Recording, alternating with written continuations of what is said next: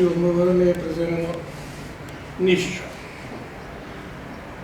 Скршеното шофер-шайбна по пријавувањето излезе на лице место. Констатирано дека е скршена со филиџан со кафе. Са дали е или како е паднал од зградата, не знаем. Работи се на случаја. Кога ќе се добијат сознание, ќе се каже. Не може да се каже дека е намерно скршено, оти татко му, оти па доса не е било скршено. И не е на представница на таклото, него на татко му коло. Второ, за случаја што рече со следење, у ПС Делчево е пријавено и запишено и влезнало во сите билтини и влезнало е секаде. Дека од страна на раководител на подрачна единица за социјалното Љупчо, не му знам презимето, дојде и пријави, сакаше на записник да пријави за злоупотреба на службена должност.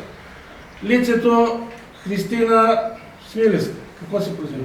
Свилеска.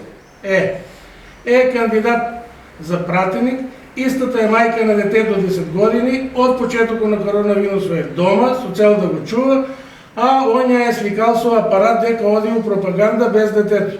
Со службен апарат рече. Сакам да пријавам и на записник тука, пошто сакам да поднеса постапка за дисциплинска гонење на истата. Од наша страна е вршена консултација со јавни обвинител, Лела ти и Дарко Лемек, кој беше? Лилијана и Лела беа, од страна на обвинител да кажено дека нема злоупотреба на нема кривично дело. Исто така е пријавено на записник дека од страна на Драган му се е заканувал.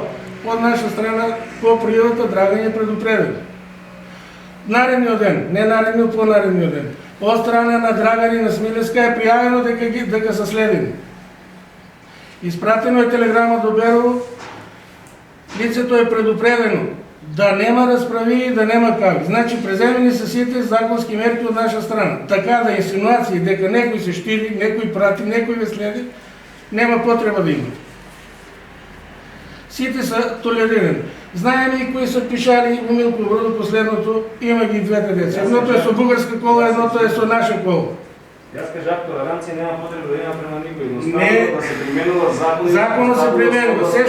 Се што е во наши рамки е преземено, се е документирано, обвинител е запознаен, завршено и работено. Финално работите е Работено е и никој не може да ни ампутира дека... Не е самиот момент на следење, него ако веќе разговараме на таа тема, треба да се запрашаме дали тој ръководител има овластување за оваа следење